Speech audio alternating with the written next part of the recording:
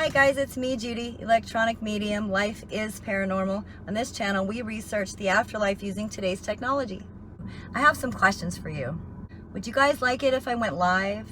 I'm pretty petrified to go live and I don't know much about it, so guess it's time to get my feet wet. I wanted to tell you guys a little bit about how I got into this in the first place. I used to work for a property management company, and on the first of every month, this cute little couple would come in to pay their rent. And on this particular day, they came in, and it had just been the weekend. It was a Monday, and I said, "Oh, what'd you guys do this weekend?" They said, "We are paranormal investigators. We went to this place and recorded some crazy things." I said, "What do you mean recorded crazy things? What kind of things did you record?" They said voices out of thin air, voices that said hello and get out, and all kinds of things. Anyway, they told me if I wanted to try this, and I did. I've always been interested in the paranormal. They said, if you want to try this, take your phone, put your memo recorder on, ask some questions, and review the recording. They said, I guarantee you if you do this 5 minutes a day for 2 weeks, you're going to get responses. So one day, I was doing the dishes in the kitchen, and I thought, oh, what the heck, I'm home alone, I'll put the recorder on. I just said, hey, if there's anybody here, leave me a message on this recorder. I put it on the counter, let it run for not even a minute, stopped the recording and listened back. And when I listened back, I heard a voice say, hi. A voice said hi. That is my very first video on this channel. That's what started everything. This little voice that said hi. Later that night, I went into my room, turned on the TV. I was watching Iron Chef on TV, eating potato chips. I thought, oh, I'll just set it on the headboard, my phone, my recorder. Turned on the recorder, set it on the headboard, and you can hear a voice, plain as day, a very deep voice say, eat. Well, I was eating and I was watching Iron Chef, so that was kind of relevant for what was going on. Very interesting. It just went from there. I started doing it more often, all the time, in my car, even at the grocery store at Winco, I caught EVPs. One day I was doing some research online and on YouTube, and I found Steve Huff. Regardless of what you think about Steve Huff, he's the reason I do this today. Steve Huff had a little radio, a Psb7, that he was doing recordings from, and I hear him talking and saying that spirit voices are coming through this box. So I decided to buy one, and I was so excited, I couldn't wait for it to come. The day that it arrived, I ran into my room and shut all the blinds and lit my candles, and I meditated. You know, I visualized the spirit world being all around me, waiting to talk.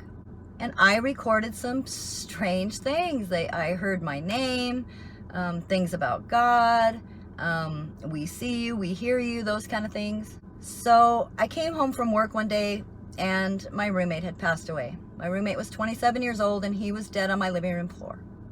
The first thing I did was get that Psb7 out and ask him what happened. You know, he said, it's me, it's Thomas. I choked. Well, he had sleep apnea pretty bad, and I do believe he choked. Anyway, I was taking care of his little boy at the house at the time, and his family had came and taken his son, Christopher, taken him with them after he passed away, you know, that day. In the following days, the family was calling me asking for the birth certificate of this little boy. I've looked through all of his things. I could not find this birth certificate anywhere. So I turn on the spirit box and I ask him, Thomas, your family thinks I'm keeping this birth certificate from you. Where is it? I've looked through everything. I don't see it. The response that came over the Psb7 said, check your emails. Check my emails? I did check my emails. I went to my email and I typed in Thomas's name and it came up right away. He had emailed me this birth certificate a year or more ago. I never saw it. I would have never found it if he hadn't told me on the Psb7 to check my emails. I would have never even thought to look there. So one day I'm talking to a law enforcement friend of mine, and he says, you know, it's interesting what you do. You think you're talking to spirits? He said, let's give you a test. And he gave me the name of a person. So he gave me the name of a girl that disappeared from northern Arizona. It's still an open missing persons case. So I won't be giving any names of who that was. He said, please find out what happened to this girl.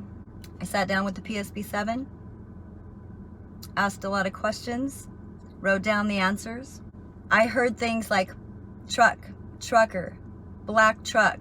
He shot me. I spit blood. They tricked me. We did drugs together. I threw up on him. Speeding. He was speeding. All of these things. I have about almost 2 notebooks full of words that I recorded from the Psb7. Anyway, I sent everything to this officer, and I didn't hear anything for about 3 months. During that 3 months, I did not do any sessions. I did not do any recordings. I thought, you know, if he comes back and tells me that nothing matches up, I'm going to throw all this stuff away. It must be my imagination. Do you know he called me 3 months later and said, you're not going to believe this. The detectives already have a suspect in mind. All the information that you just gave us matches the suspect. This guy is a truck driver, this suspect. He's in his 70s. He drives a black semi. He drives 20 different states. They believe he's a serial killer. They believe he had a girl with him that knows everything, and have not been able to catch him yet. Anyway, after this, guys, I did not throw everything away. Obviously, I continued with my research. I still continue to this, my research to this day. Since then, I've worked on another case here in Arizona, a murder case with amazing results. And I've started doing sessions for others, because after all, that's why I'm here. I'm not here to promote myself and what I do and to talk about me all the time. I want to be here for you guys. I want to do sessions for you guys. I want to do Psb7 sessions, spirit box sessions, dowsing rod sessions. So I'm thinking of going live. I've been petrified to go live. If you guys, please comment if you think I should go live, and if you think I would get some support if I went live. I don't really know how to do it. I guess I'll figure it out. By the way, don't forget about my giveaway. I'm giving away dowsing rods. You can enter, the link is in the description of this video below, and probably the 2 before this. The drawing will be on Valentine's Day at noon Arizona time, Mountain Standard Time. And I don't have many subscribers on my channel, so your odds of winning are pretty good. Anyway, I just wanted to chat with you guys. I really want to get to know the community better and you guys better. I see your names all the time, but I'd really like to go live so I can chat with you. Please let me know what you think about me going live, and I appreciate all you guys. Thank you for watching. I appreciate your support. Hopefully I can do a session for you and a loved one soon, and I hope you have a great day. Thanks. See you later.